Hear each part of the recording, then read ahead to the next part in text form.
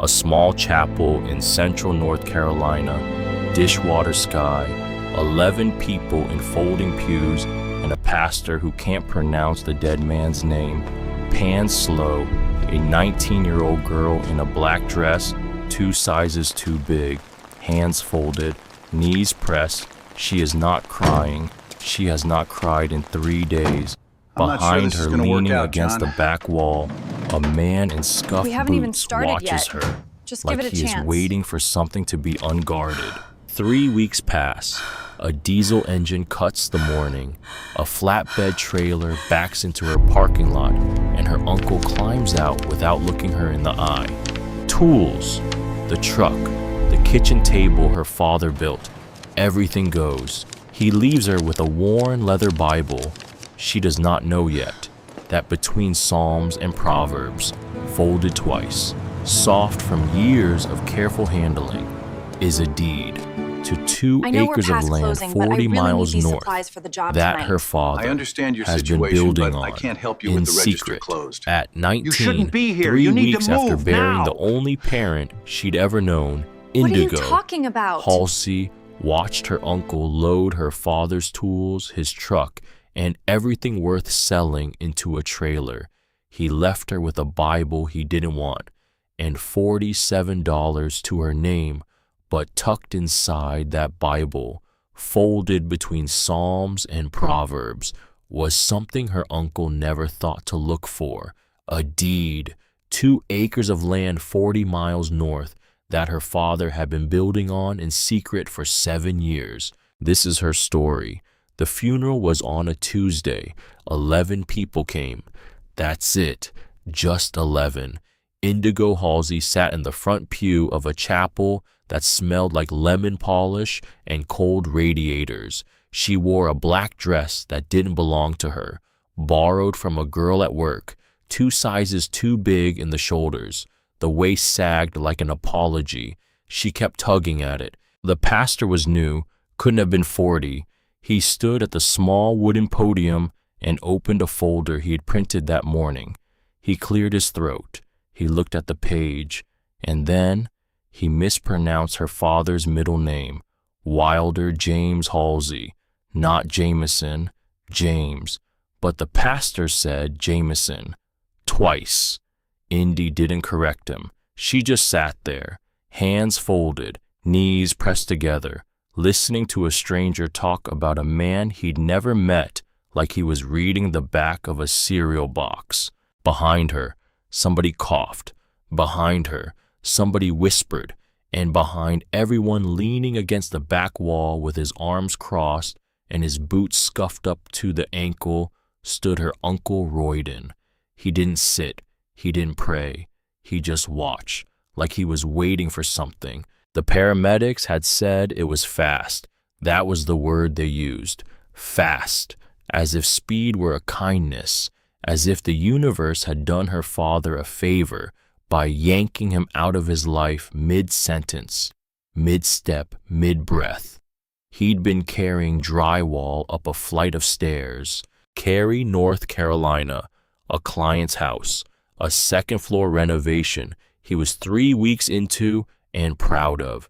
He told Indy about it the morning before, something about how the homeowner kept changing her mind on the trim color, cream, eggshell, off-white, as if those weren't all just white pretending to have a personality. He'd laughed when he said it. She remembered the laugh. She remembered the way the kitchen smelled that morning. Burned toast and Folgers and the faint diesel hum of his work truck idling outside. She remembered he kissed her forehead before he left. He always did. She remembered she didn't say I love you back because she was looking at her phone. That was the last thing. The phone. Not I love you, just bye, Dad. She would carry that for the rest of her life. The pastor finished. Someone played a hymn on a portable speaker because the chapel's organ had been broken since Easter. The 11 people stood. They sang 2 verses of Amazing Grace. Half of them didn't know the words. Indy didn't sing. She couldn't. Her throat had been closed for 3 days. Outside, the sky was the color of dishwater. April in central North Carolina. The dogwoods should have been blooming, but the cold snap had killed half of them. Brown petals on green lawns, a whole season holding its breath. Royden didn't come to the graveside. He left before the recessional. She heard his truck start up in the parking lot. That diesel rumble, the one she'd grown up listening to, the one that meant trouble in the apartment, money missing from her father's wallet, a Sunday dinner that ended with raised voices and a slammed screen door. He'd come for one thing, to make sure his brother was really gone, and then he'd left. 3 weeks passed. 3 weeks of casserole dishes returned, and condolence cards stuffed in a drawer, and a freezer full of food Indy couldn't bring herself to eat. 3 weeks of her boss at the Shell station saying, "Take all the time you need, sweetheart," while the manager quietly cut her hours from 28 to 15. 3 weeks of math. That's what grief was, really. Math, rent, utilities, groceries, gas, and the bottom line that kept screaming back at her. You can't afford this apartment. You can't afford anything. She was 19 years old. She had no credit, no cosigner, no savings beyond the $47 folded in the front pocket of her wallet. The landlord had been kind. He'd given her 30 days, then 30 more, but the lease was in her father's name, and her father wasn't coming back to sign it again. So, the math kept screaming. 3 weeks to the day after the funeral, she heard a diesel engine in the parking lot. She was in the kitchen, packing boxes, a roll of tape stuck to her wrist. She looked through the window over the sink. A flatbed trailer was backing up to her front steps. Her uncle Royden climbed out of the driver's seat. His wife Sylvie sat in the passenger side, scrolling her phone, not looking up. Indy set down the tape. Her stomach went cold. She met him at the door. "What are you doing here?" She didn't even make it a question. She didn't have the energy for a question. Royden didn't look at her. He walked past her like she was a coat rack, straight to the back room, the one her father had used for storage, the one where his tools sat lined up on shelves he'd built himself. "Your daddy owed me $4,000, Royden said. "He never told me that." "Well, he did." "Show me." "What?" "Show me the paper, the note, whatever you've got." He looked at her then, just a glance over his shoulder, the same flat brown eyes her father had, except colder, like a lake in November. "You calling me a liar?" "I'm asking for proof." "I don't need proof. I'm his brother." And just like that, he started loading. The rolling toolbox, the Milwaukee drill set her father had saved for, the welding rig he'd waited 2 years to buy, the table saw she used to sit underneath as a kid, watching sawdust fall like snow. 3 trips, tools first, then the keys to her father's truck off the hook by the door, then the kitchen table. "Dad built that table," she said. "Yeah, for me, 15 years ago. He was just borrowing it back." That was a lie. She knew it was a lie. She'd watched her father build that table when she was 4 years old. She remembered the smell of the pine.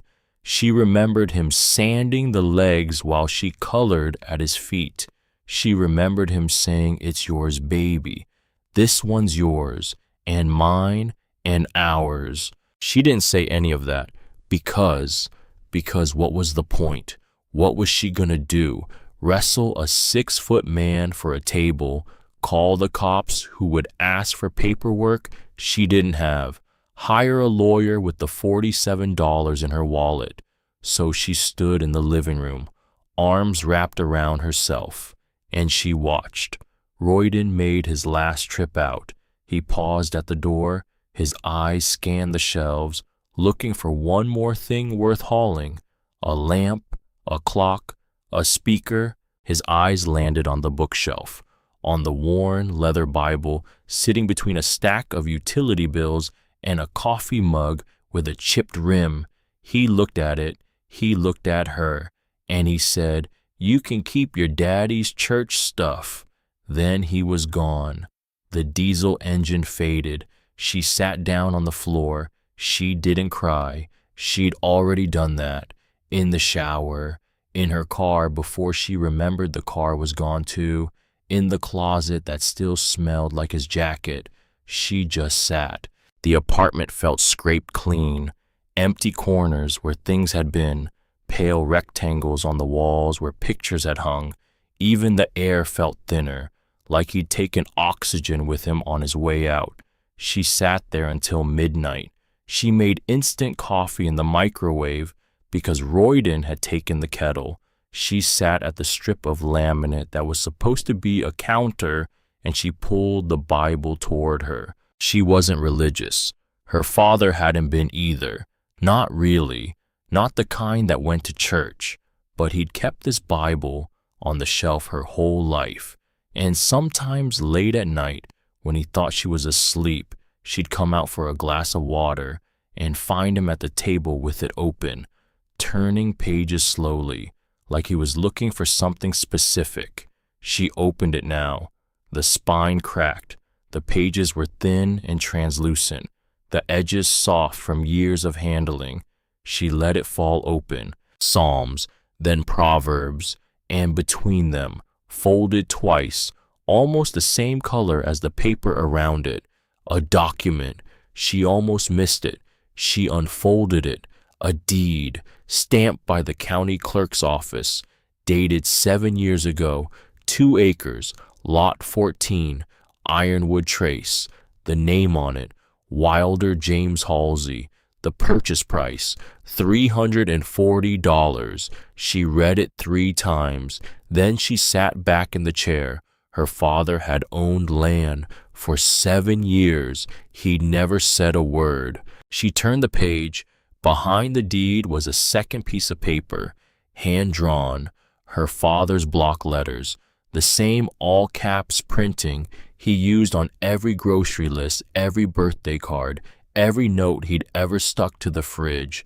A map from their apartment in Garner, north, 40 miles north, to a town called Wexford, circled twice, then an arrow east along what he'd labeled Ironwood Trace, a small X, and a note beside it, 14, lot 14. She held the map in her hands and tried to remember. Every Saturday morning, for as long as she could remember, her father had gotten up before sunrise. He'd made his coffee, he'd kissed her forehead, and he'd said the same thing every single time, picking up some side work, baby. Be back by supper. Every Saturday for 7 years, 360-something Saturdays.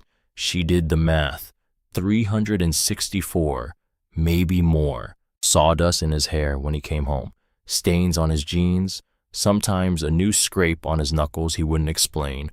She'd assumed he was hanging cabinets, reframing someone's garage, patching roofs after storms. She'd assumed he was working for other people. He hadn't been. He'd been working for her. She didn't sleep that night. She watched the light change in the kitchen window. Gray, then blue, then gold. She drank cold coffee and held the deed in both hands, and she thought about her father in a way she'd never thought about him before. As a stranger she'd lived with for 19 years, who'd kept the biggest secret of his life folded between 2 books. The Greyhound to Durham cost $19. She left at 6 a.m. with a backpack, 3 shirts, 2 pairs of jeans, a toothbrush, the Bible, the deed, the map, and $47 minus $19, $28 to her name. From Durham, she caught a county connector bus. It dropped her at a gas station in Wexford a little past noon. The town wasn't much.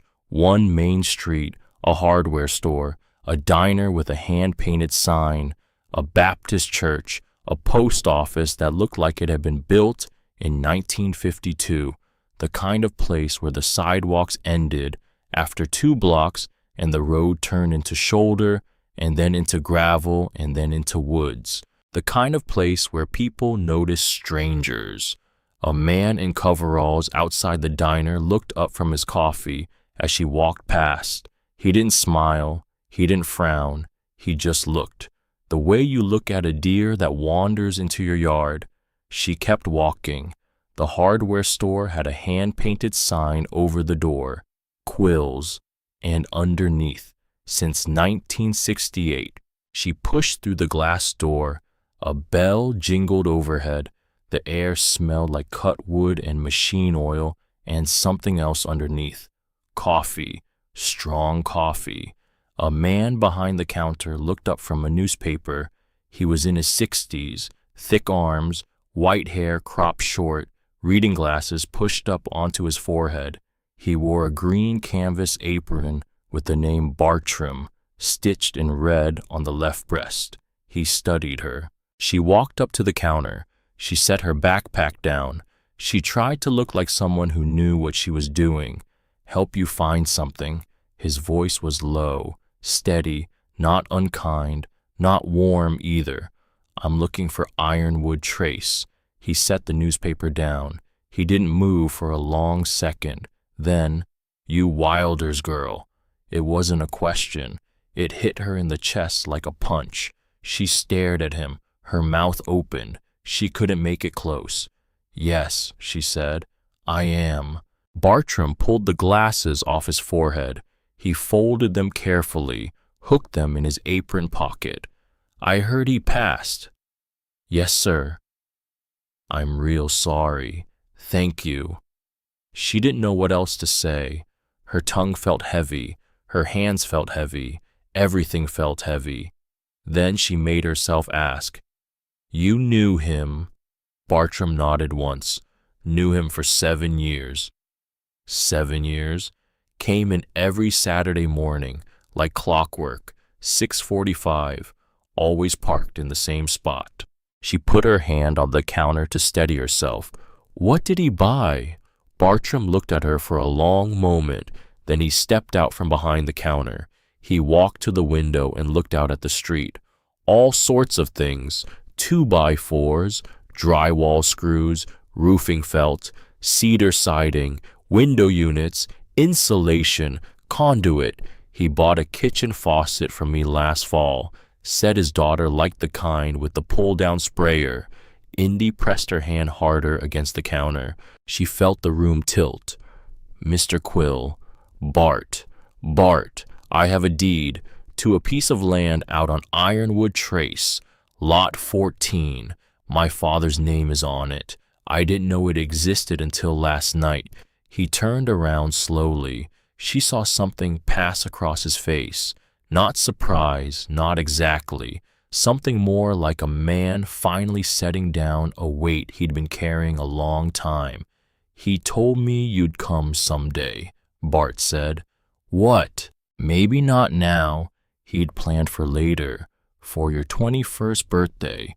But he said, if anything ever happened, if you ever came in here looking, I was supposed to give you something. Her knees almost gave out. What? He held up one finger. Wait. He walked behind the counter. He bent down. She heard a drawer slide open. The crinkle of paper. He came back up with a manila folder. He set it on the counter between them. He pushed it toward her. She stared at it. What is this? Open it. She opened it. Inside was a single sheet of paper, her father's handwriting, the same block letters from the deed, the same all-caps printing she'd known her whole life. I Wilder James Halsey, leave everything I own, including the property at Lot 14, Ironwood Trace, to my daughter, Indigo Ann Halsey. Below it, 2 signatures, Bartram Quill, Sigrid Quill, and below those, a notary stamp, dated 4 months before he died. She put both hands on the counter. The room had stopped tilting. The room had started doing something worse. The room had started feeling small. He had a will. He had a will. He knew something could happen. Bart took a slow breath. Your daddy worked hard. Hard work has a cost. He knew that better than most. She looked up at him. Her vision was blurring at the edges. She blinked. My uncle came, she said. 3 weeks ago, he took everything from the apartment, the truck, the tools, said my dad owed him money. Bart's jaw tightened. She could see the muscle working under his skin. Your daddy talked about his brother once, Bart said. Just once. Last spring, I think. He said, if anything ever happens to me, Bart, my brother's gonna come looking. He has a way of showing up when there's something to take.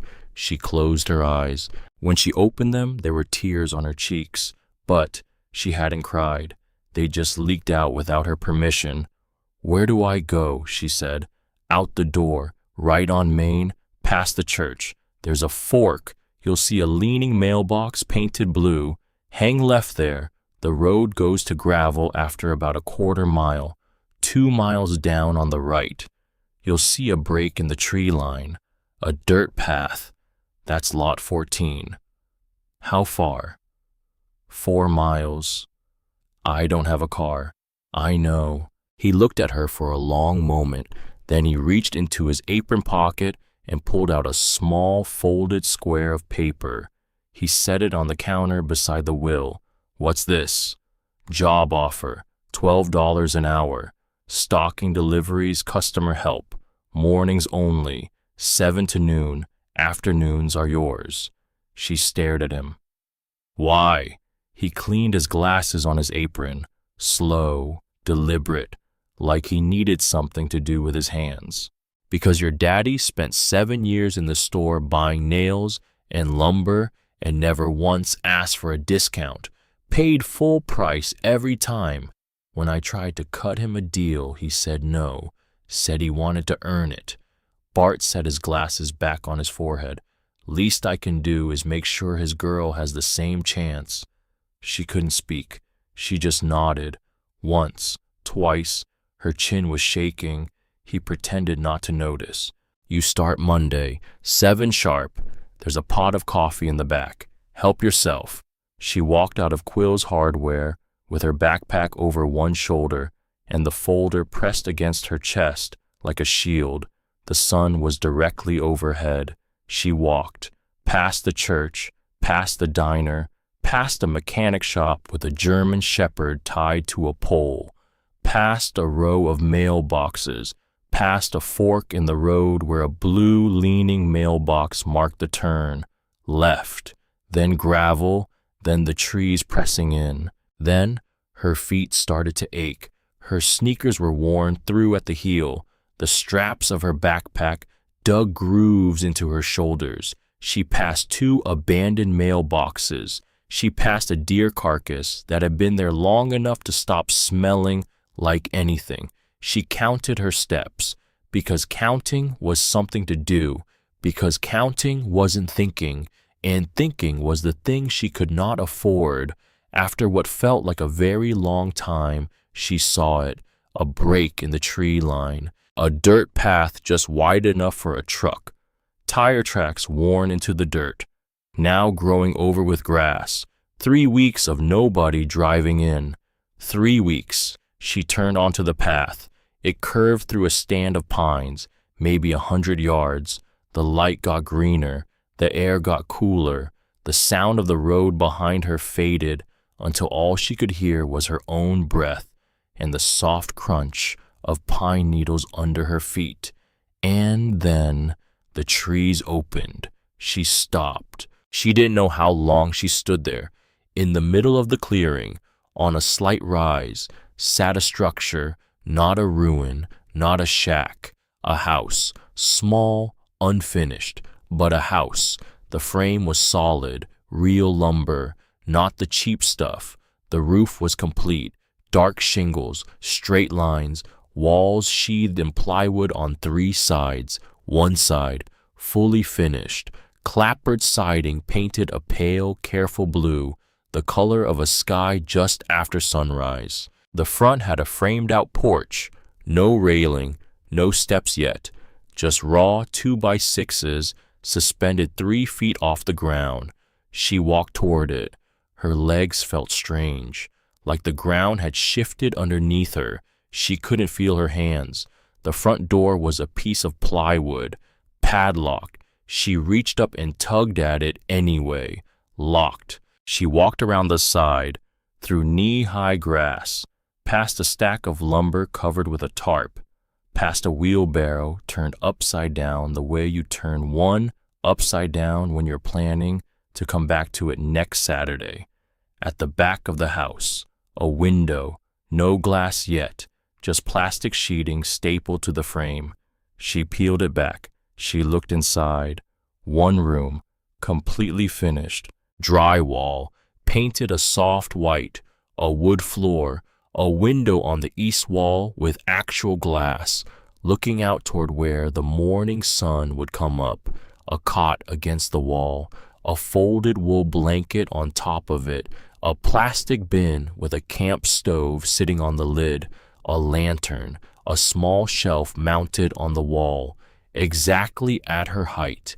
She knew who it was for. She had always known. The minute she stepped through that tree line, the minute she saw the pale blue siding, the minute she saw the careful, careful way her father had built the porch post square, she knew this was hers. She climbed through the window. The room smelled like sawdust and pine and something faintly like her father's jacket. The old spice and lumber smell she'd known her whole life. She stood in the middle of the finished room. She pressed her hands to her face. She did not make a sound, but her shoulders shook. Under the cot, sticking out just a half-inch, was the edge of a notebook, a spiral-bound composition book, the kind her father used to keep for his jobs. The cover was stained with paint and coffee rings. She knelt and pulled it out. She opened to the first page, her father's handwriting, block letters, all caps, the way he always wrote, Indigo's house, started April 2019. She turned the page, measurements, lists, costs broken down to the penny, cedar siding, $87, roofing nails, $12, window unit east bedroom, $41 used, and between the building notes, scattered throughout, like they came to him while he was working, messages to her. Page 4, Indy's room, east window, so she gets morning light. She always said she wanted to wake up with the sun. Page 11, porch will face south, big enough for 2 chairs. She'll want a dog someday. Page 19, kitchen almost framed. Small, but she doesn't need big. She needs hers. Page 23, almost done. Give it to her on her 21st. She'll fight me on it. She'll say it's too much, but she needs to know. She needs to know I saw her every day. I saw her. That last entry was dated 2 weeks before he died. She closed the notebook. She held it against her chest. She sat down on the cot. She did not move for a long time. The light through the east window turned gold, then orange, then faded to nothing. She didn't have a flashlight. She didn't have a phone charger. She had a backpack, a deed, a Bible, a notebook, and a half-built house her father had been building in secret for 7 years. She wrapped herself in the wool blanket. It smelled like him. It smelled exactly like him. She closed her eyes. Outside, something moved in the grass. A soft sound, careful feet, then a shape at the window where the plastic sheeting still hung half open from where she'd peeled it back. She froze. A dog, medium size, brown and white, a torn ear, ribs showing through matted fur. It stood at the window and looked at her with dark, cautious eyes. She didn't move. The dog didn't move for a long time, maybe 2 minutes, maybe 20. She couldn't tell. Then, slowly, so carefully, it was almost ceremonial, the dog climbed through the window. It walked 3 slow circles in the corner of the room. It lay down. She watched it. Her heart was beating in her ears. A stray.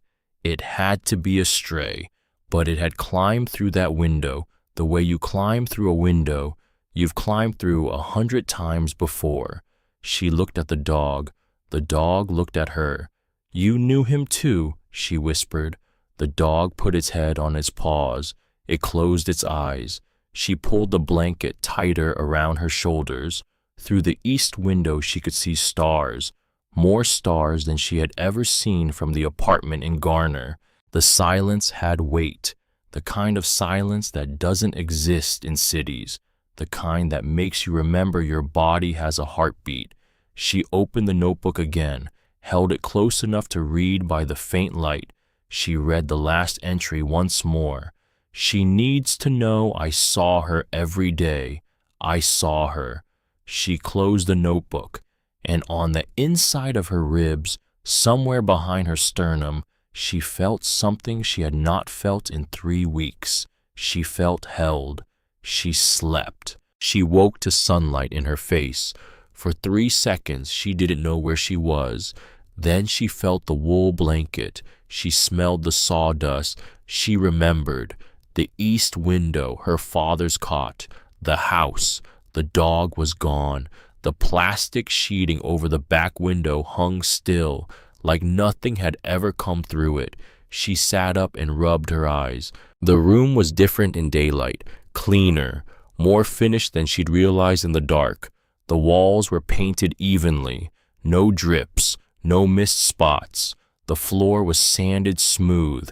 In the corner, a small shelf held 3 cans of beans, a box of matches, and a jar of peanut butter with the lid screwed on tight.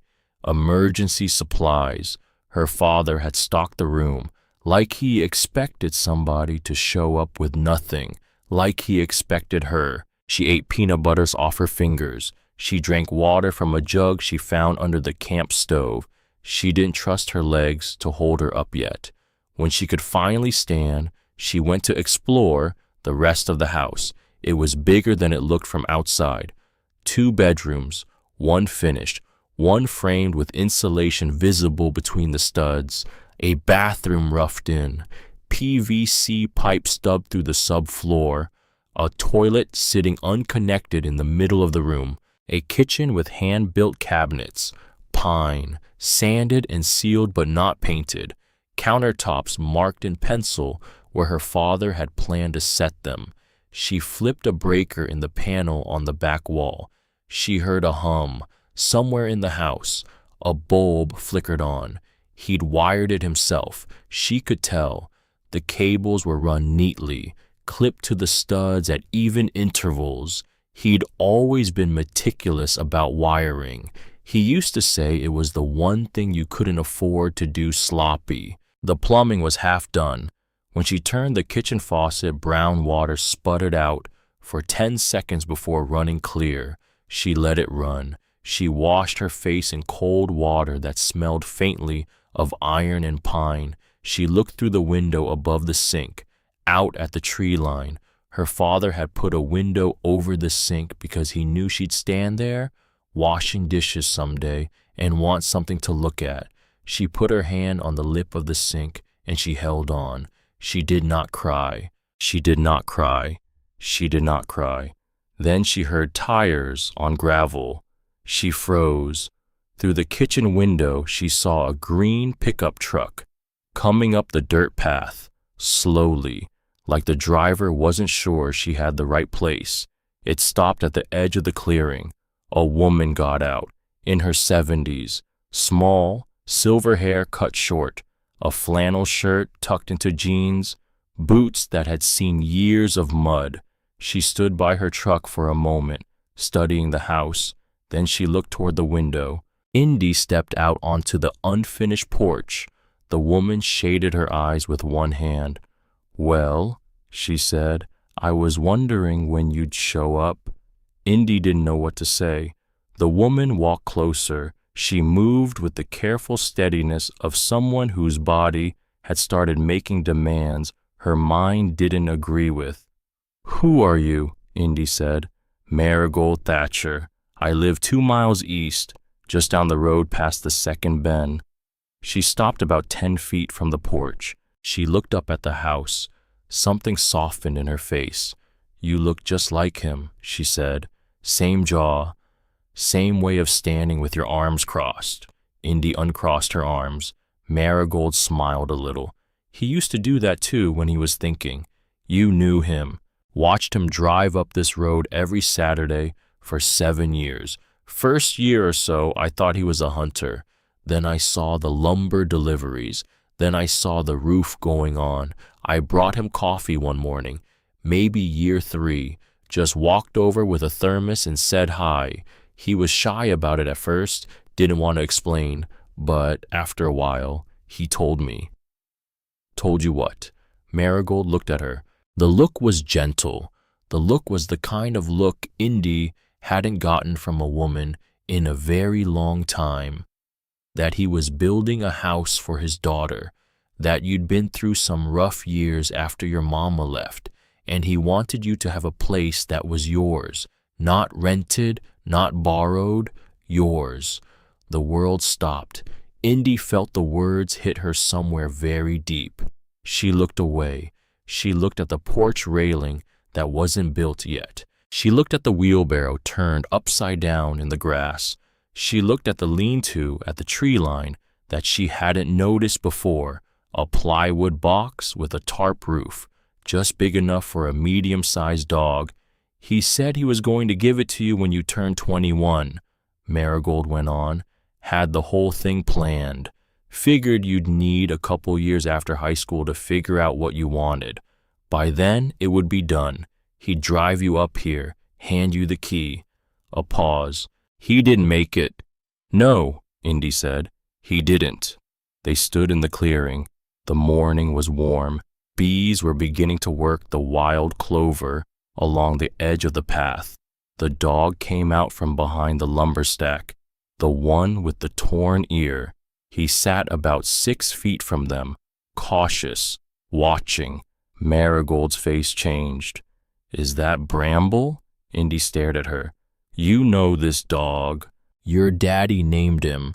Stray showed up about 2 years ago. Skinny little thing. Wilder started leaving food out for him every Saturday. Built him a shelter over there." She pointed at the lean-to. "Bramble would follow him around the property all day. Carried screws in his mouth like he was helping. Your daddy used to say he was the best assistant he ever had." Indy looked down at the dog. The dog looked back at her. He came 2 steps closer. She knelt down very slowly. She held out her hand, not to grab, just to offer. The dog sniffed her fingers. Then, just barely, he pressed the top of his head into her palm. The world did not stop this time.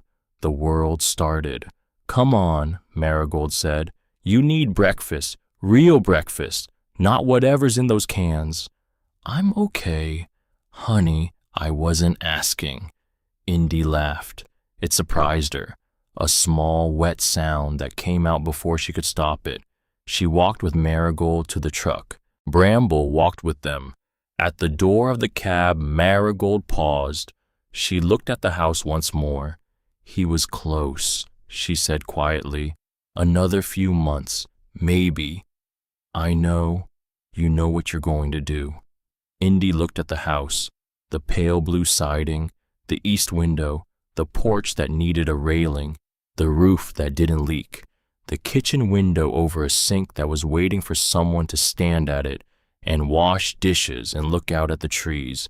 She thought about the notebook. She thought about her father. She thought about the will folded in her backpack. She thought about Bart at the hardware store, stocking, deliveries, $12 an hour, mornings only, afternoons are yours. She thought about Bramble pressing his head into her palm. She thought about the way Marigold had said, "You look just like him." She took a breath. "I'm gonna finish it," she said. Marigold smiled. Not big, not bright, just enough. I figured you might, she said. She climbed into the truck. Bramble jumped into the bed without being asked, like he'd done it 1,000 times before, because he had. Indy got in the passenger side. The truck rumbled down the dirt path, out to the gravel, past the second bend, in her backpack, folded in the front pocket of the worn leather Bible her uncle hadn't bothered to take. A deed, a map, a will, a notebook, and a story she had not yet finished reading. She didn't know it yet, but that notebook still had pages she hadn't found. Pages tucked into a small slit in the cardboard at the back. A slit you wouldn't notice unless you were looking for it. And inside that slit, sealed in an envelope, yellowed with time, addressed in a different hand, a woman's careful, slanted print, was a letter from someone who had been gone for 16 years, someone who had asked her father to keep a secret, someone who had loved her every single day. But that was for another evening. For tonight, Indy sat in a stranger's pickup truck with a stray dog in the bed and her father's blanket in her lap. The sun was climbing. The morning was full of bees, and for the first time in 3 weeks, the silence inside her chest had begun to lift. Marigold's kitchen smelled like bacon. Indy hadn't smelled bacon in 3 weeks. She sat at a round table covered in a yellow cloth, sun coming in the east window, a glass of orange juice in front of her, a plate with scrambled eggs, 2 strips of bacon, and a thick slice of buttered toast. She ate like she hadn't eaten in days, which she hadn't. Not really, not whole meals. Marigold sat across from her with a cup of coffee. She didn't push to talk. She just waited, sipped, watched the bees outside the window working a lilac bush. After a while, she said, "How much do you know about the property?" "Just what's on the deed. 2 acres, lot 14. Your daddy bought it at a county tax auction 7 years ago. The previous owner had died. No heirs. Taxes went unpaid. It was listed as a hunting parcel with a condemned structure.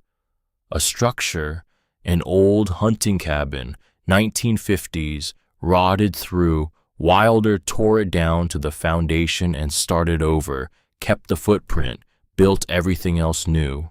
Indy set her fork down. "He never told me. He never told anyone, except me and Bart at the hardware store. And Bart was selling him the materials, so he didn't have much choice." Marigold smiled at that. Then her smile faded. "Your daddy was a proud man, not the bad kind. The kind where he didn't want credit for doing what he thought was his job. Providing for you was his job. He didn't need you to know about it until it was done. But it's not done. No." A pause. "But it's close. Closer than you might think." After breakfast, Marigold drove her back to the property. They walked through the house together. Marigold pointed at things Indy had missed. The electrical was complete and up to code. Wilder had a friend inspect it 2 years ago. The roof was solid, 20-year shingles. The well pump was newly installed last summer. "What's left is finishing work," Marigold said. "Plumbing needs to be connected, hot water heater installed, drywall in the second bedroom, flooring, paint, the porch." "That's not a small list." "No, but it's not framing a house either. The hard part is done." Indy stood in the middle of the kitchen. She looked at the pencil marks on the unset countertop, the hand-built cabinets, the window over the sink. "I'm going to need help." "You're gonna get help," Marigold said, "whether you ask for it or not. This town remembers your daddy, and this town's got nothing better to do." Monday morning, 6:50, Indy was standing outside Quill's Hardware before the sun was over the roof line. Bart unlocked the door at 7 sharp, looked at her, sawdust still in her hair, backpack on one shoulder. He said, "Coffee's in the back." That was it. That was the whole orientation. The work was simple: stocking shelves, organizing inventory, helping customers find what they needed. She liked it because her hands could move and her brain could rest. She unloaded pallets of 2x4s. She sorted bins of screws by size. She swept the concrete floor twice a day. By Wednesday, she knew where everything was, from the finished nails to the PVC fittings to the weird little drawer of specialty hinges nobody ever bought. By Friday, she could ring up a customer at the register without help. By Sunday, her shoulders ached in a way that made her sleep deeper than she had in months. Afternoon she built. The bathroom came first. Wilder had run the pipes and set the toilet flange, but nothing was connected. Indy watched 3 YouTube videos on her phone. She borrowed a pipe wrench from Bart. She spent 4 hours on her back under the subfloor, connecting PVC joints with primer and cement. She got it wrong twice. The first joint leaked. She cut it out and redid it. The second joint she glued backwards and had to saw through the pipe and start that section over. By the third try, her joints were clean and tight. When she flushed the toilet for the first time and water actually went where it was supposed to go, she sat down on the bathroom floor and laughed. Out loud, just laughed. Bramble tilted his head from the doorway like she'd lost her mind. "Running water," she told him. "That's not nothing." He sat down. He agreed. The hot water heater came from Marigold. Indy had been reading the notebook again. Page 7 had a line scrawled in the margin. "Hot water heater next. Check Marigold's garage." She said her late husband's unit is just sitting there. Offer to trade for fixing her porch railing. Don't ask yet. Wait until the roof is paid off. She walked over the next Saturday morning. Marigold was on her porch drinking coffee. "I have a question," Indy said, "and I don't want you to feel obligated." "Ask." "My dad's notebook says your husband's water heater is in your garage. Is it still there?" Marigold set her coffee down. 40-gallon gas unit. Octavius installed it in 2009. We switched to electric 2 years later. It's been sitting there ever since. She stood up. "Come on." The unit was dusty but intact. They loaded it into Marigold's truck, drove it back to the property. Indy wrestled it through the front door opening while Marigold leaned against the truck and supervised. "Your daddy was going to trade me for it," Marigold said. "Fix my porch railing in exchange. He never got around to it." "I'll fix your railing." "I know you will," she smiled. "I'm not in a rush." Installing the water heater took 3 days. Gas line connection, venting through the roof, hooking up the cold and hot lines. Bart walked her through the gas fitting over the phone because she wasn't confident about the connection. He made her check it with soapy water 3 times before she lit the pilot. The first hot shower she took in that house. Standing in the unfinished bathroom with exposed studs and a plastic curtain she'd hung from a piece of wire, it was one of the best moments of her life. Hot water on her shoulders after 3 weeks of cold well water and bird baths at Marigold's sink. She stood under the water until it started to cool. She dried off with a towel Marigold had given her. She put on clean clothes. Progress. Small, but real. The community started to come. She didn't ask. She didn't have to. A man named Rufus Halverson came one Tuesday afternoon. Big guy, mid-40s, hands scarred from pipework. He stood at the edge of the clearing with a tool bag and called out, "You the Halsey girl." "That's me." "I'm Rufus. I do plumbing. Bart told me what you're doing out here. Said you did all the plumbing yourself from YouTube videos." "I did," he grinned. "I'd like to come look at it. Make sure nothing's gonna burst on you in January." "I can't afford a plumber." "I didn't say anything about money. He looked almost offended. Your daddy helped me frame my garage 8 years ago. Wouldn't take a dime. Said neighbors help neighbors, so I'm helping. He came inside. He spent 2 hours inspecting every joint, every connection, every fitting. Found 2 spots where her work needed reinforcement. Found 3 spots where Wilder's original work was flawless. Your daddy knew what he was doing, Rufus said, tightening a compression fitting under the kitchen sink. These joints are better than what I see in new construction. He was careful. Careful is one word. Obsessive is another. He stood up, wiped his hands on a rag. This is love built into copper pipe. I've never seen anything like it. Indy tried to thank him. He wouldn't take money. Said if she wanted to pay him back, she could help Bart's wife Sigrid with her garden in the fall. Indy said she would. The next visitor was an old electrician named Linus Crabtree. Retired, white-haired, came up the dirt path in a small Honda that probably shouldn't have been on a gravel road at all. Bart said you might want me to double-check your panel. He spent an hour with the cover off, peering at wires. He found 2 connections that needed tightening, and he replaced a breaker that was rated too low for the kitchen circuit. 20 minutes of actual work. He stayed an hour, drank coffee on her unfinished porch, told her stories about her father buying wire from him at a yard sale 6 years ago. He bought every scrap I had, Linus said. 12 gauge, 14 gauge, even some old 10 gauge I was about to throw out. Paid me $50 for the lot. I thought he was reselling it. Turns out he was wiring a house. He paused. Wish I'd known. I'd have given him the wire. He wouldn't have taken it. Linus looked at her. He nodded slowly. No, he said. He wouldn't have. Then came the woman from the Baptist church. Her name was Constance something. Indy didn't catch the last name. She drove a station wagon that had to be 20 years old. She arrived on a Saturday afternoon with a stack of folded white cotton in her arms.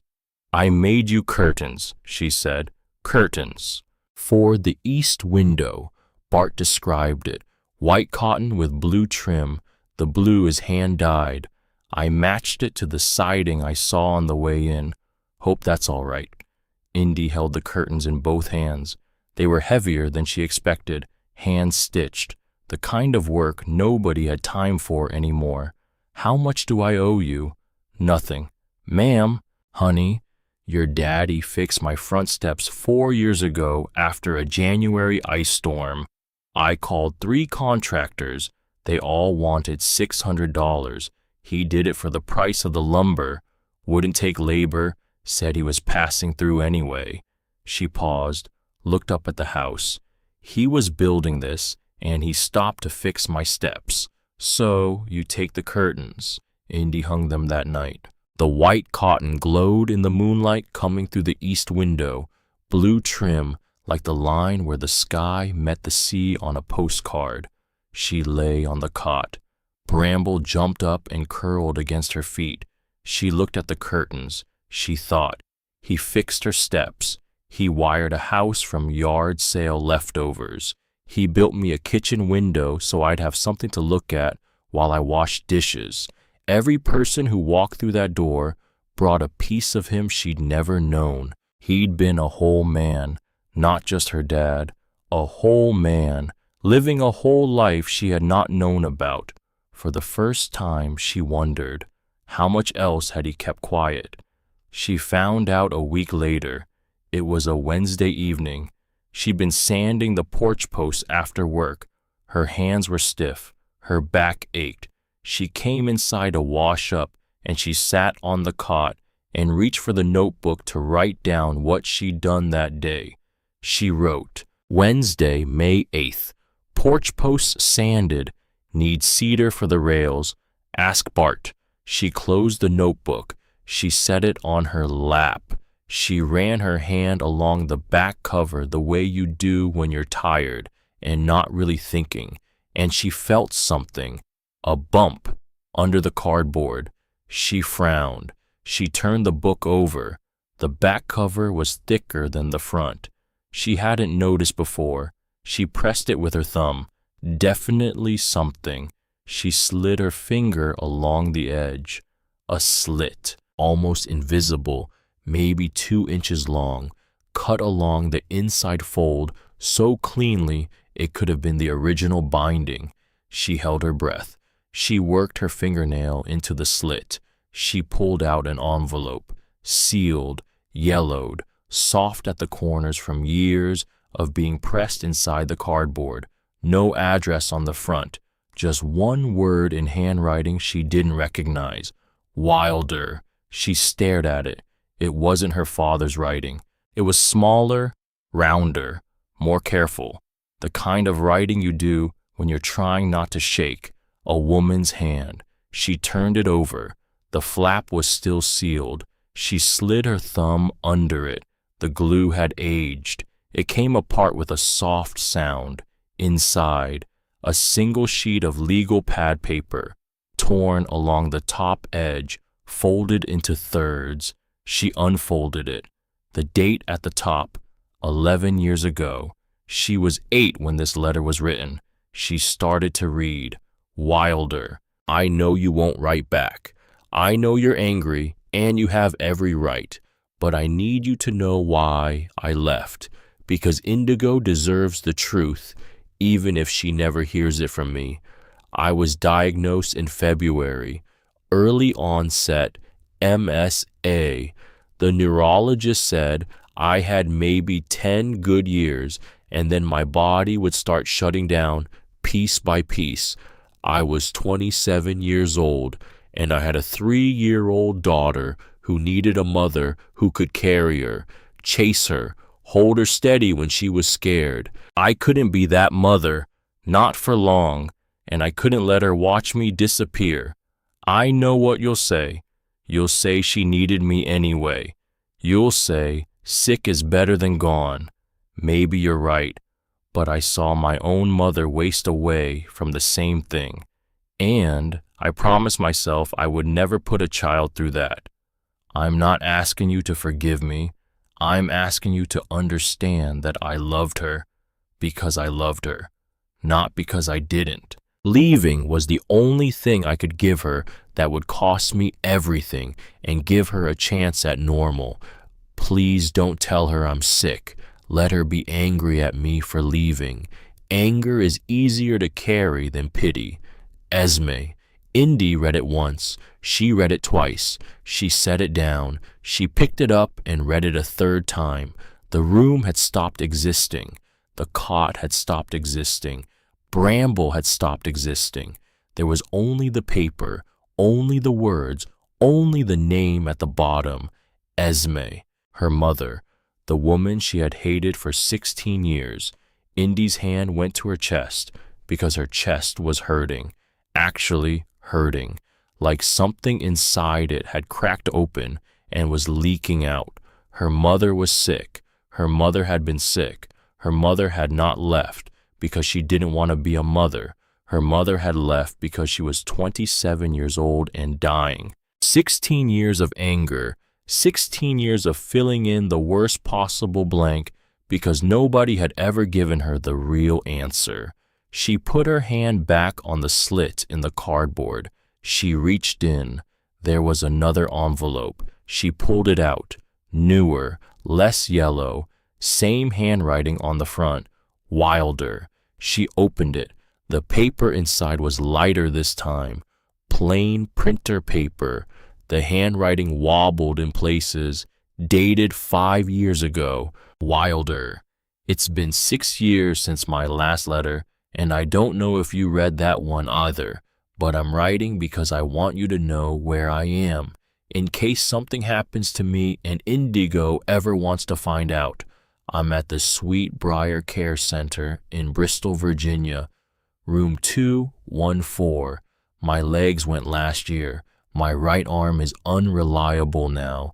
I can still write if I go slowly. I heard through your Aunt June that Indy graduated high school.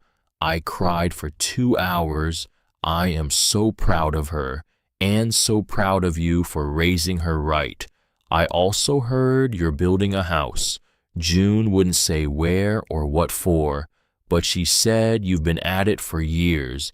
If it's for Indy, then you're a better parent than I ever was. She deserves a home. She deserves everything. I don't expect to hear from you, but if Indy ever asks about me, you can tell her, or don't. That's your choice. I gave up the right to decide when I walked out that door. I love her. I have loved her every single day since I left. Esme. Indy set both letters side by side on her lap. 2 letters, spanning 6 years. A mother writing into silence, asking for nothing, expecting nothing, getting nothing back. She tried to remember her mother, and she could not. Just a smell. Vanilla. The kind and cheap drugstore lotion, and a voice singing something she couldn't hear the words to anymore. That was it. That was all she had. 16 years of anger built on a smell of vanilla and a song she couldn't remember. She put her head in her hands. She did not move for a long time. Bramble lay down beside her. He pressed his side against her leg. He breathed. Outside, the wind moved through the pines. Outside, the bees finished their work and went home. Outside, the sun went down behind the trees, and the east window faded from gold to gray. Inside, a woman who was almost still a girl held 2 letters from a mother she had been told to hate, and she did not know what to do with her hands. She did not sleep that night. She lay on the cot. Bramble pressed against her side, the letters on the shelf where she had put them so she would not crumple them by accident. She watched the ceiling. She thought, my father knew. My father knew for 11 years. My father knew, and he didn't tell me. A part of her was angry at him for that, just for a second, a flash, like striking a match. Then the match went out, because she understood. She understood the moment she remembered her mother's words. Anger is easier to carry than pity. He had honored that request. For 11 years he had let her be angry, because being angry meant she could move forward. Being angry meant she could function. Being angry meant she could go to school and make friends and graduate and get a job at a gas station and live a life. If he had told her at 8 years old that her mother was dying, she did not know what kind of person she would have become. She did not know, but it would not have been this person. This person sitting in a half-built house in the woods reading 2 letters by lantern light with a stray dog pressed against her leg. This person who was hurting, but not breaking. She got up at dawn. She walked into town and bought a stamp and a plain envelope from the post office. She walked back. She did not write the letter yet. She wasn't ready yet, but she could buy the stamp. That was something she could do. A week passed, then another. She put new tile in the bathroom, blue, the same shade her father had noted in the margin of page 17. Indy likes blue, fine blue tile. She found it at a salvage yard Bart told her about. 40 cents a square foot, enough to do the floor. She spent a whole Saturday on her knees with a trowel and a level, laying it in a pattern that matched her father's pencil sketch exactly. She drywalled the second bedroom. Her first wall looked rough. Her 5th wall looked professional. Bart came out and showed her how to feather the mud at the seams. She painted the second bedroom pale blue, the exact color she would have picked, the exact color her father had bought a can of 4 months before he died, returned the next week because the drywall wasn't perfect yet, and Bart had quietly set aside on the back shelf of the store. The morning he handed her that can of paint, without saying who it had belonged to, she had asked him, "Did you pick this out or did my dad?" Bart had paused, just for a second. Your daddy bought this color about 4 months before he passed, returned it because he wanted to wait until the drywall was perfect. He was fussy about that. She had carried the can back to the house with both hands. She had painted the room, and every time the roller touched the wall, she had thought, "He saw me, he saw me, he saw me, he saw me." It was a Thursday in late May when the truck came back. Indy was on a ladder painting trim around the front window. She heard the diesel engine. She knew the sound. She had grown up listening to that engine pull into the apartment parking lot. Her father's truck. Now, her uncle's truck. She came down the ladder slowly. She set the brush across the can. She wiped her hands on her jeans. The truck parked at the edge of the clearing. Royden got out. He had lost weight since the funeral. His face looked harder, more drawn, like someone had taken a thumb and pressed it under each of his eyes and left a shadow there. He stood by the truck for a moment, looking at the house, looking at the pale blue siding, looking at the roof, looking at her. "What the hell is this?" His voice was hoarse. "It's my house. Your house. Wilder built it. I'm finishing it." He walked closer, slow, hands on his hips, like he was inspecting a job site. "On what land?" "His land. Bought and paid for. I have the deed." A long beat. He looked at the porch, the new railings she'd been sanding, the steps that were still missing. "He never told me he owned property. He never told anyone." "Well, I'm his brother. I had a right to know." Indy felt something cold settle in her chest. She had been ready for this. She had been ready for him to come back from the moment she'd opened the will at Bart's counter. "You had a right." "That's what I said." "You took his truck. You took his tools. You took our kitchen table. What right are you talking about?" Royden pointed at the house. "I'm talking about this. This is worth something. Land, a structure. Wilder would have wanted us to share. Wilder left me this, specifically me. There's a will, Royden, witnessed and notarized." That stopped him. His mouth worked for a second, like words were lining up and then getting rejected at the gate. "A will, filed with the county. That's not possible. He would have told me." "He didn't tell you because he knew you. He knew you'd come." She heard her own voice, and she was surprised at how steady it was. "The deed is in Wilder's name only. The will is clear.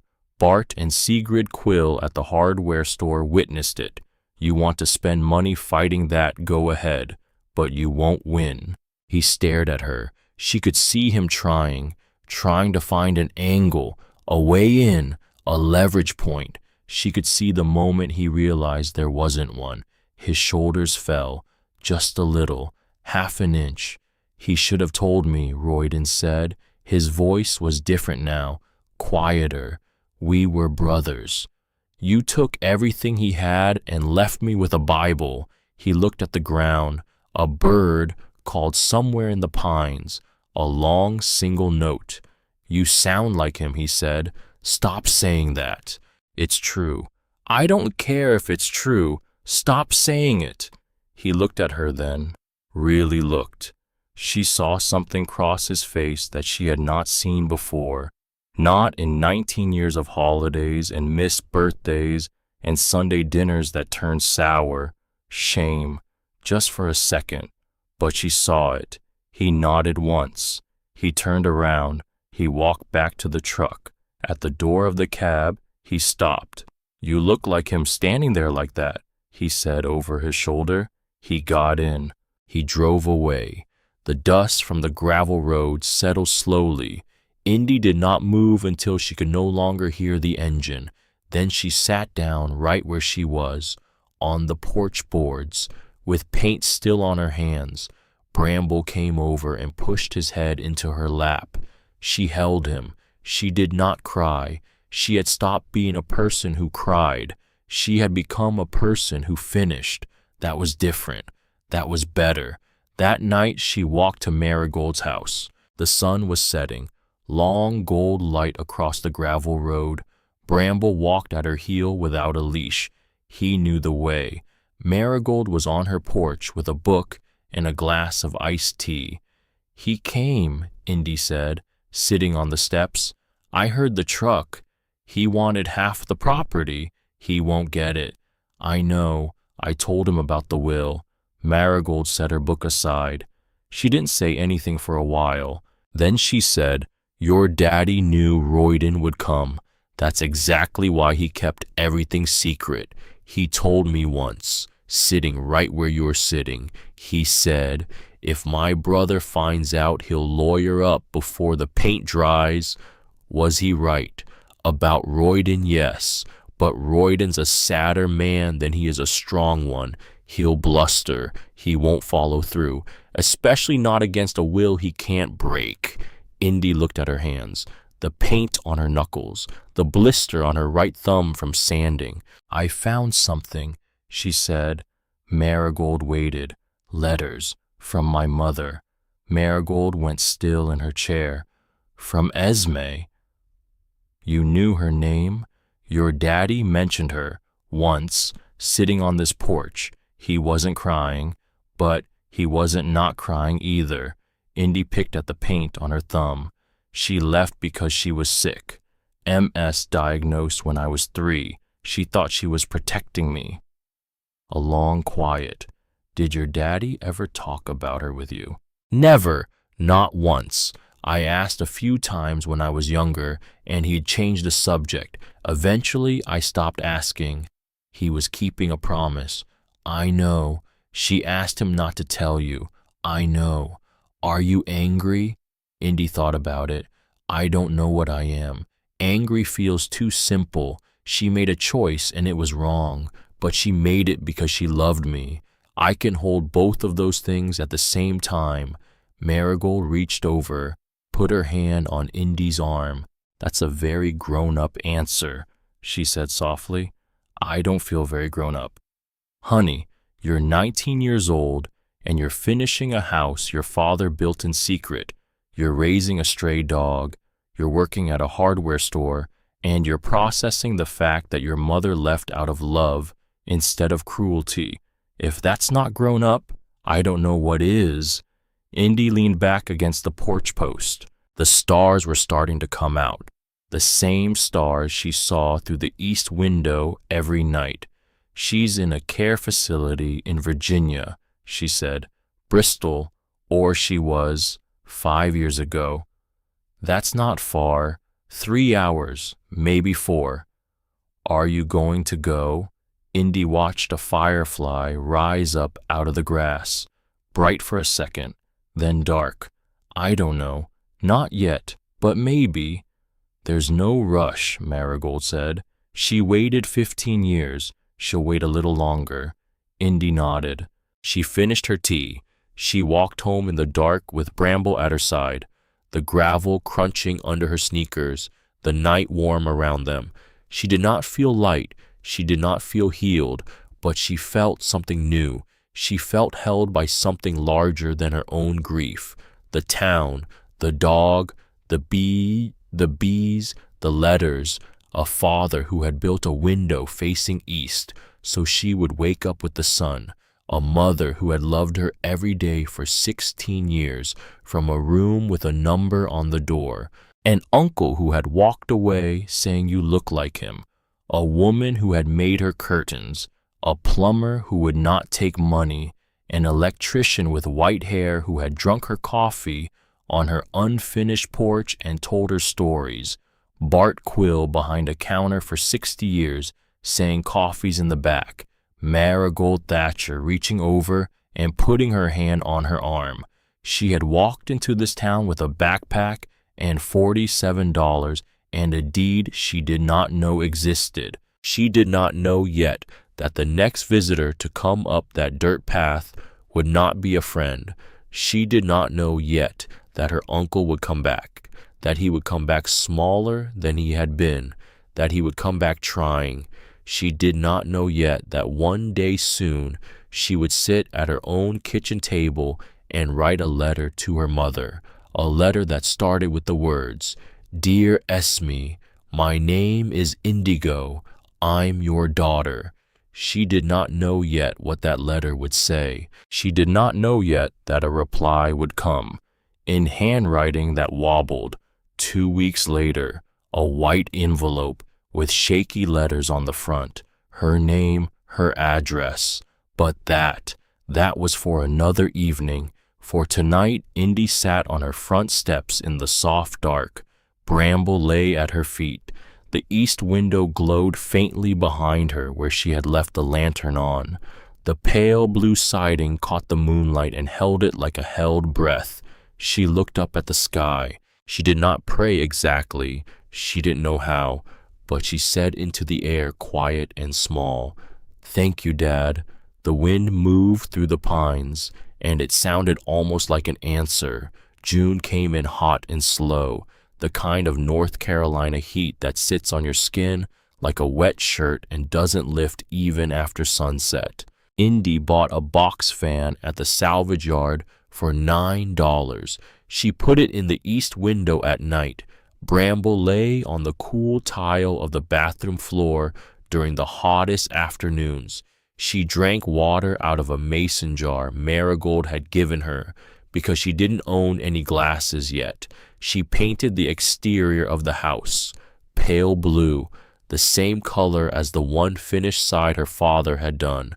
Bart helped her pick the right paint, the kind that would hold up to Carolina weather. She spent 6 days on the ladder, cutting in around windows, rolling long strokes on the siding. Her arms ached by evening. Her neck ached worse. When the last wall was done, she climbed down, walked to the edge of the clearing, turned around.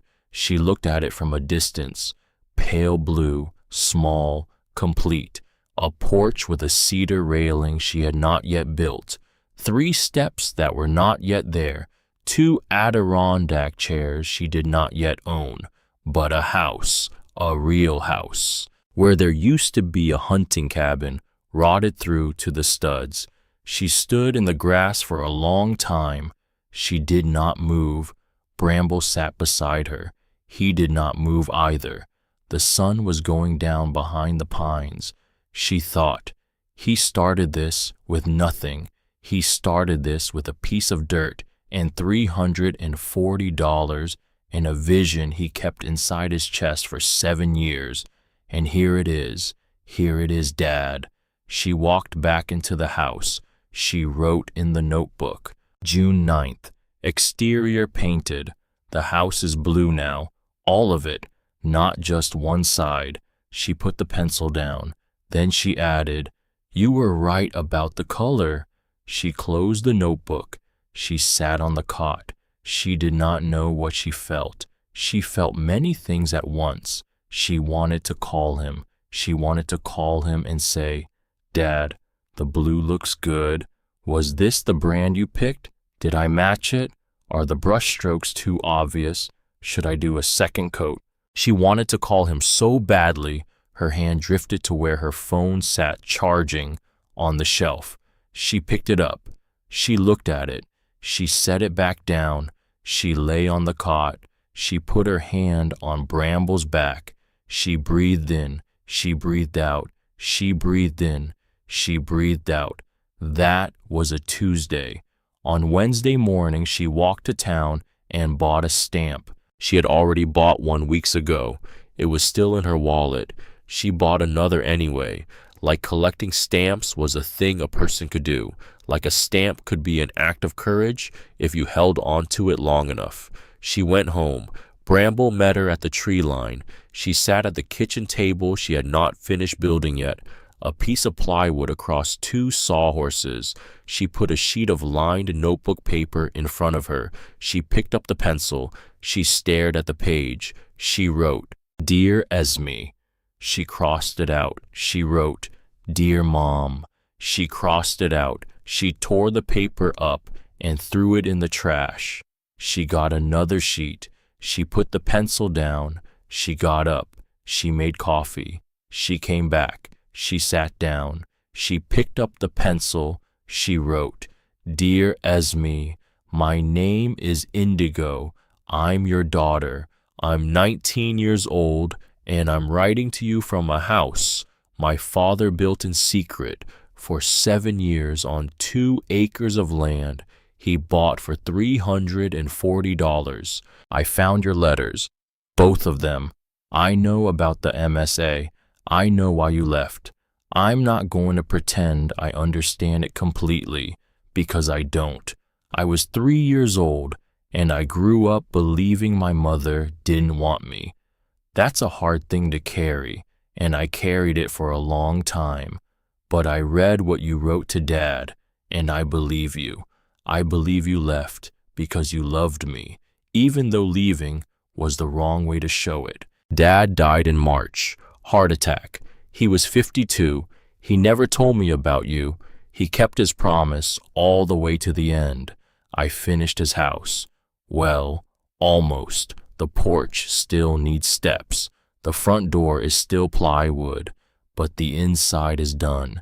It has an east window in my bedroom, blue tile in the bathroom, white cotton curtains with blue trim that a woman from the local church hand-sewed for me. There's a dog named Bramble who sleeps at the foot of my bed. He was a stray Dad was feeding. He found me the first night I was here. There's a woman named Marigold 2 miles down the road who makes me dinner every Sunday. There's a man named Bart who runs the hardware store. He gave me a job. He was Dad's witness on the will. He never treated me like a charity case. I'm okay. I want you to know that. Whatever you were afraid of, whatever you thought would happen to me, I'm okay. I'm not ready to visit yet, but I wanted you to know where I am, and I wanted you to know that Dad built me a home, the way you hoped he would.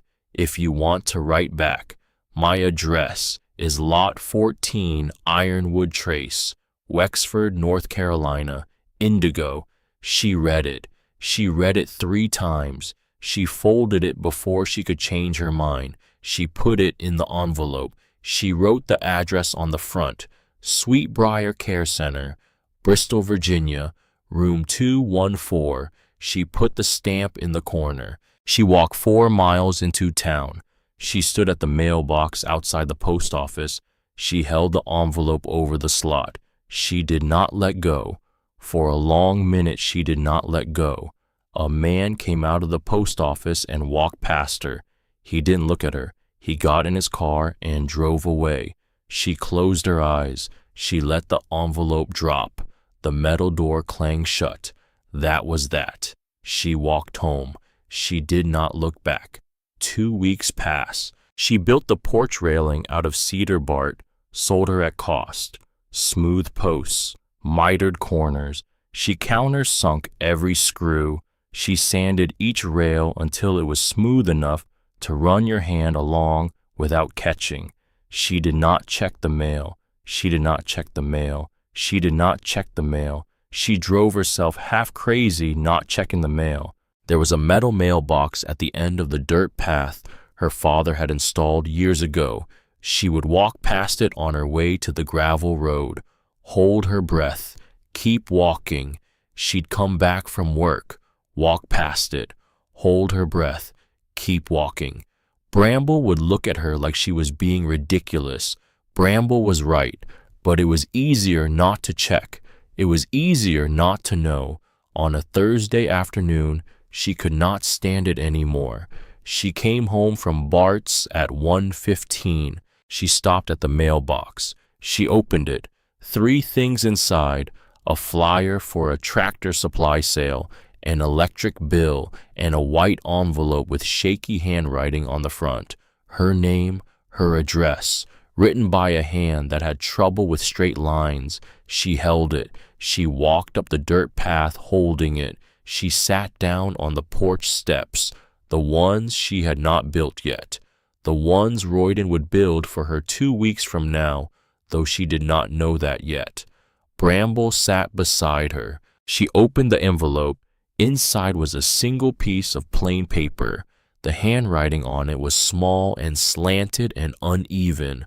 The pen had pressed hard in some places and skipped in others. Some letters trailed off into thin lines, like the writer had needed to pause and start again. Dear Indigo, I read your letter 4 times. The nurses had to bring me tissues twice. I'm still here, room 214, still fighting. My hands don't work the way they used to. So, this letter is going to be short and probably hard to read. Your father was the best man I ever knew, and you sound just like him. I would very much like it if you wrote again, whenever you're ready. No rush. I waited 15 years. I can wait a little longer. I love you. I have loved you every day. Mom. She read it. She read it again. She held it in both hands, and she did not move. Bramble put his head in her lap. She put her cheek down on top of his head. She did not cry. She did not sob. She just bent over and breathed. She breathed for a long time. 3 days later, the truck came back up the dirt path. She heard it before she saw it. The engine was different this time, smaller than she remembered, slower coming up the gravel. She set down her paintbrush. Royden parked at the edge of the clearing. He got out. He stood for a moment, looking at the house. He didn't speak. He just looked. His eyes moved from the new siding to the porch railing she had finished last week to the steps that were still missing. He looked thinner. His shirt was wrinkled in a way that said he'd slept in it. He hadn't shaved in days. He walked up. He stopped at the bottom of the porch where the steps should have been. He stood there, 3 feet off the ground, looking up at her. I'm not here about the property, he said. Indy didn't answer. Sylvie left me. She waited. 3 weeks ago, said I was mean and getting meaner and she wasn't going to wait around for it to get worse. He kicked at a piece of gravel. She's not wrong. A long quiet. He looked at the ground. I've been thinking about your daddy, about what I did after the funeral, the tools in the truck and all that. He looked up at her. His eyes were red around the edges. He didn't owe me $4,000.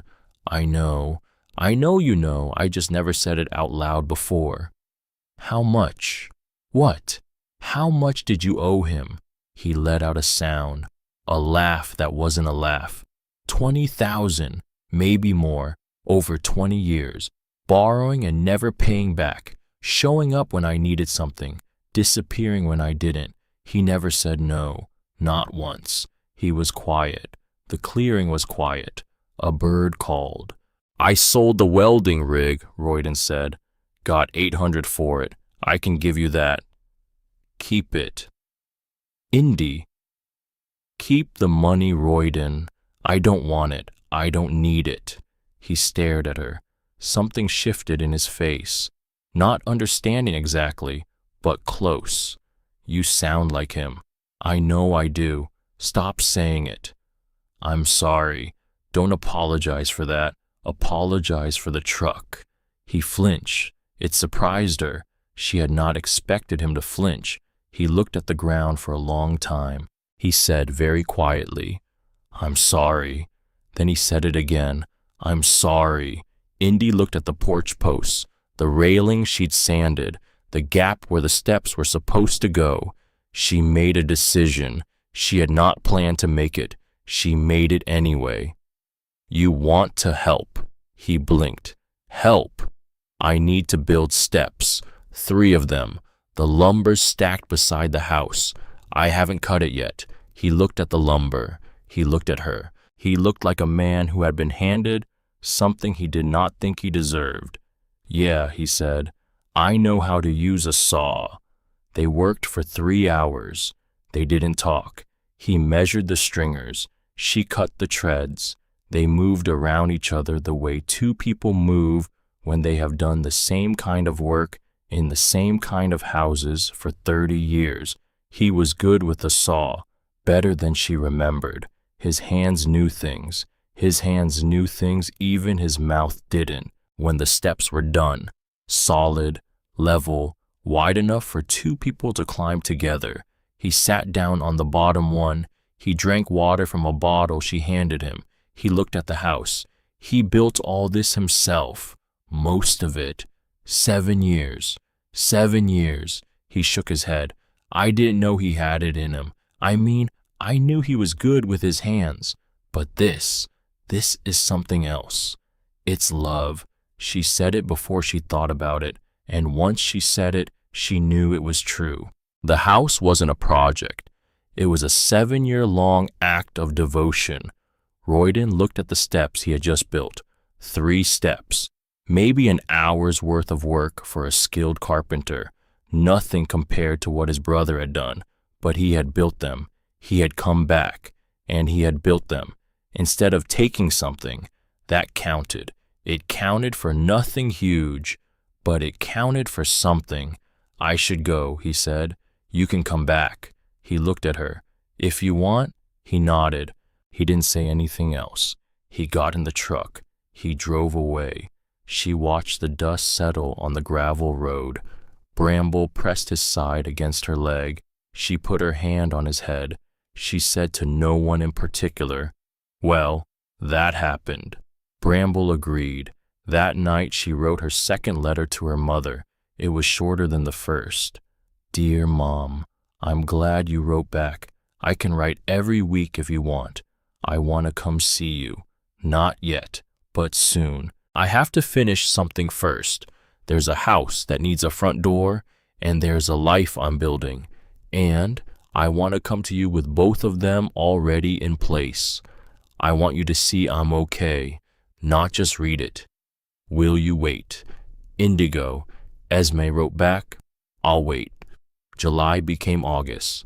Indy installed the front door. She found it at the salvage yard. Solid core oak, $35, painted over 4 times by previous owners. She spent an entire Saturday stripping it with a heat gun and a scraper, white underneath green, underneath dark red, underneath the original grain, oak with a tight, straight pattern. She sanded it, sealed it with 3 coats of polyurethane. Bart came out to help her hang it. He brought a level, new hinges. A deadbolt, he said, had been sitting in the returns bin for months. It took 45 minutes to get the frame shimmied right. When the door swung free and latched cleanly, Indy closed it from the inside and turned the deadbolt.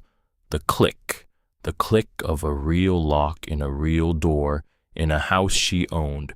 She opened the door again, stepped out onto the porch. Bart was packing up his tools. "That's a house," he said, looking at it. "It is. Your daddy would have had something to say about that door. He'd have stood there for 10 minutes checking the gap along the frame. He'd have found something wrong with it. He absolutely would have." Bart smiled. "And then he'd have fixed it and said it was perfect." She held the new key in her hand. A real key, for a real lock, on a real door. She put it on a ring next to the key to Bart's store. She dropped it in her pocket. In late August, she made a decision. She told Marigold over Sunday dinner, "I'm going to Bristol next week." Marigold set her fork down. "To see her?" "Yes." "Have you told her?" "I wrote yesterday. I told her the date. She wrote back. She said, 'Come.'" Marigold reached across the table and took Indy's hand. "You want me to come with you?" "No." "Are you sure?" "I need to do this alone." Marigold nodded. "I'll keep Bramble." "Thank you." "He'll worry." "I'll worry too." The bus to Bristol took 5 hours with 2 transfers. Indy sat by the window with a backpack on her lap. She watched the country go by. Pine forests turning into rolling fields, tobacco barns leaning sideways in the heat, small towns with 1 stoplight, bigger towns with 2.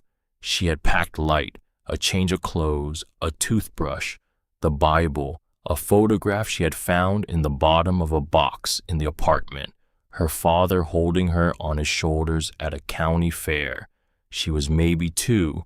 He was 35. He was laughing. She had brought it to show her mother, just in case her mother needed proof that those years had been good, that her decision had not been wasted, that the daughter she had walked away from had been raised with laughter. She got off the bus in Bristol at 4 in the afternoon. The Sweetbriar Care Center was a low brick building with a wraparound porch and a fountain that wasn't running. The flowers in the beds out front had been planted by someone who knew what they were doing. Begonias, marigolds, pale pink impatiens. She stood at the door for a long minute. She could not move her hand to push it. A nurse came out and held the door for her. "You here visiting?" "Yes." "Who you here to see?" "Esme." The nurse smiled. "You must be Indigo." She had said her name to a stranger. She had said it. "Yes, ma'am." "She's been waiting. Room 214, end of the hall. Take a left at the dining room." Indy walked. The hallway smelled like institutional cleaner and something else underneath, something kinder, vanilla, some sort of warming lotion. It hit her in the chest. Vanilla. The only thing she remembered about her mother had been vanilla. She walked slower. She stopped outside room 214. The door was open. She could see a slice of the room, a bed, a small window, a wheelchair turned to face the window. She could see the back of a woman's head, white hair, cropped short, like marigolds, except thinner, wisps at the back where the hair had not grown in evenly. Indy raised her hand. She knocked on the door frame. The wheelchair turned, very slowly, like the woman in it had to work hard for it to move. The woman turned. Her face came into view. Indy's breath stopped. It was her face. Not exactly, not perfectly, but the jaw, the shape of the eyes, the way the eyebrows arch, the same. The eyes were the same. The eyes filled with water immediately. The woman in the wheelchair did not speak. She just looked. For a long moment, she just looked. Then she whispered, "You came." Indy tried to speak. She couldn't. She walked into the room. She knelt down beside the wheelchair. She did not know what to do with her hands. Esme lifted her right hand. It trembled. The fingers were thin. The skin was paper. She held it out. Indy took it. For the first time in 16 years, she touched her mother. Esme closed her eyes. A tear slid down her cheek. Then another. She did not wipe them away. Indy did not wipe them away.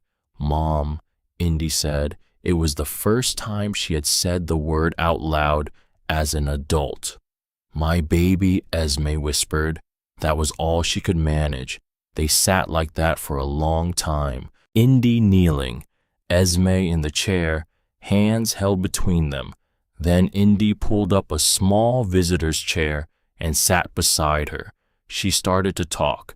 She told her about the house, about the deed in the Bible, about the bus to Wexford, about Bart at the hardware store, about the way Bramble had come through the window the first night, about Marigold's breakfast, about Rufus the plumber, about the curtains from the church, about the blue paint her father had bought 4 months before he died, about Royden coming back and building the steps, about the porch with 2 chairs facing south, just like he had drawn.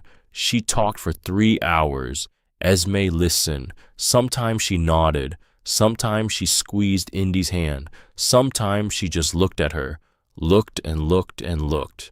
When the light in the room turned gold, Esme spoke. Her voice was thin. The words came slow. "He came to see me." "What?" "3 times the last year. Wilder. He drove up. He sat in that chair, the one you're sitting in." Indy went still. "He came. Yes. He never told me. He said he wasn't going to. He said, 'I'm not telling her until I'm done. I'm building her a place to come home to. And when she finds you, she'll find a mother ready to be found.'" Indy put her hand over her mouth. She felt the room get very small.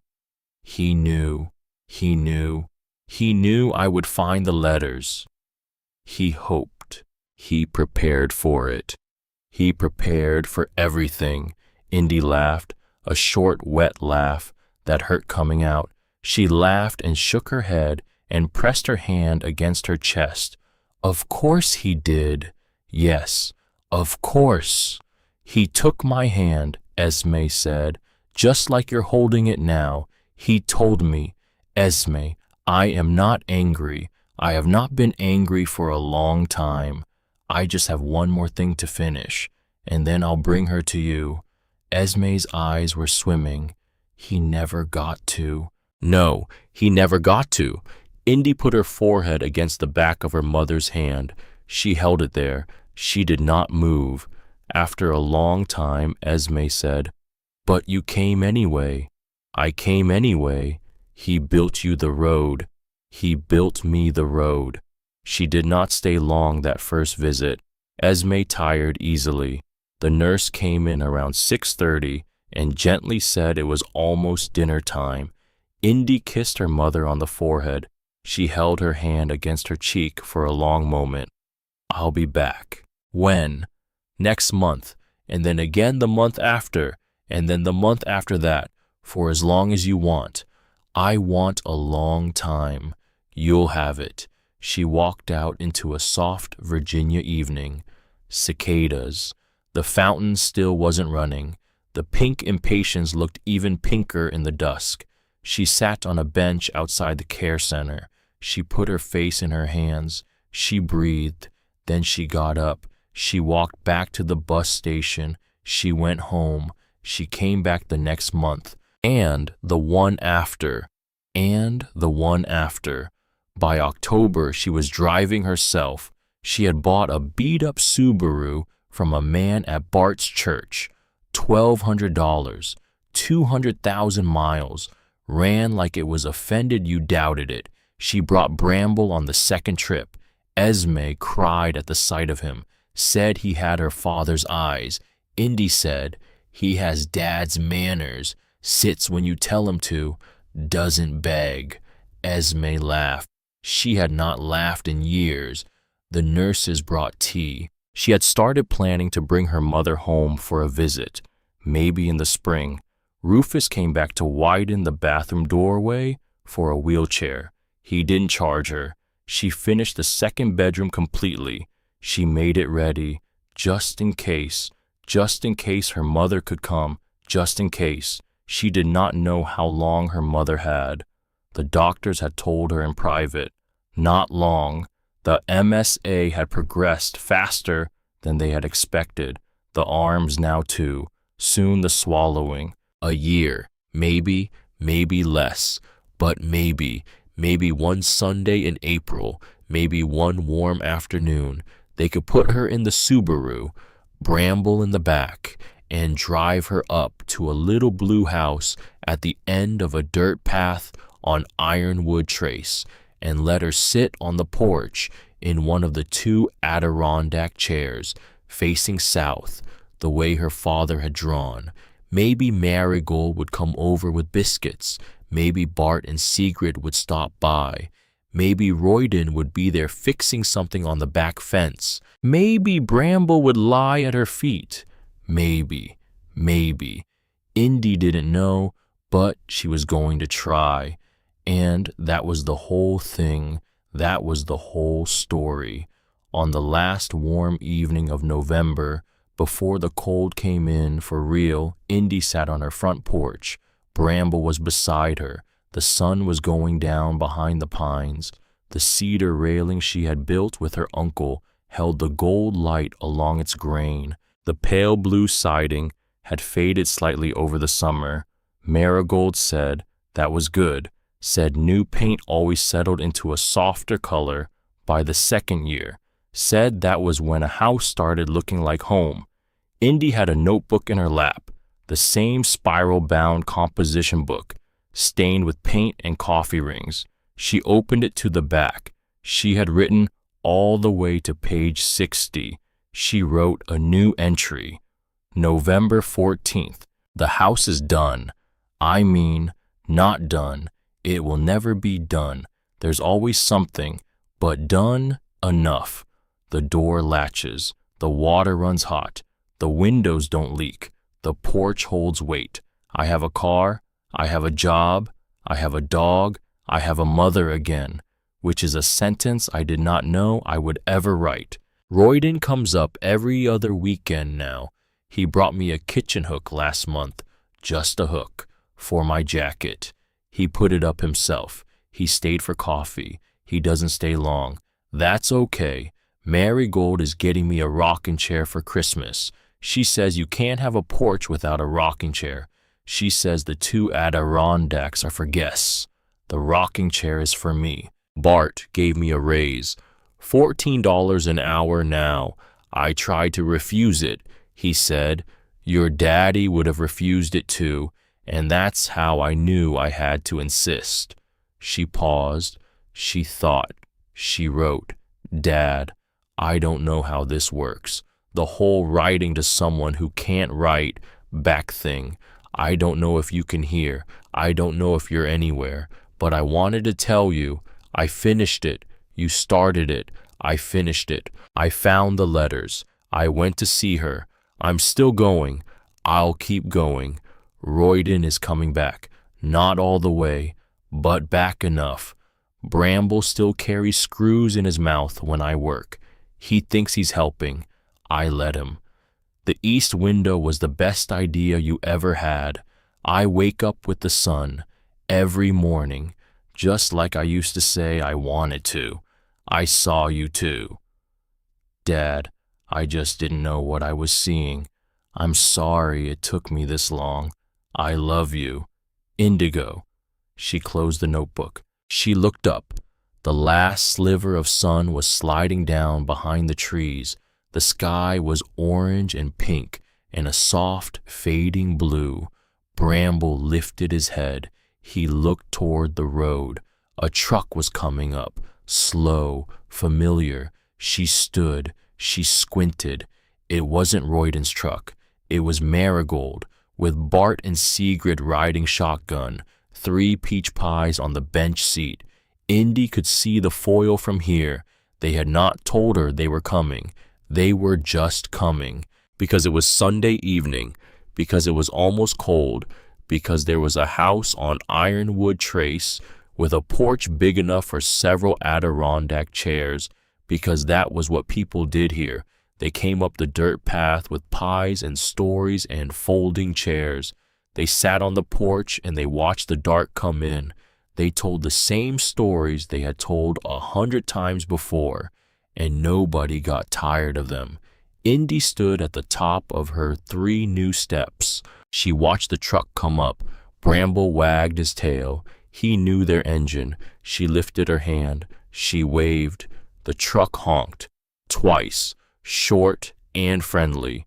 She thought about the day she had stepped off the bus in this town with a backpack and a Bible and $47 in her wallet. She had not gotten here the way she expected. She had gotten here the way her father had intended. The long way, the hard way, one board at a time. The truck pulled into the clearing. The doors opened. Marigold called out, I hope you have plates, girl. I forgot to bring plates. I have plates. And forks. I have forks. That's a real house then. Indy smiled. She held the door open. The porch light came on, the one she had wired herself. 3 coats of mineral oil on a fixture Bart had given her as a moving-in gift. The light spilled out onto the cedar steps Royden had built, down onto the gravel, onto Marigold's truck, onto Bart and Sigrid carrying pies in foil, onto a stray dog with a torn ear who had found her on her very first night. The east window was dark now, but tomorrow morning it would catch the sun.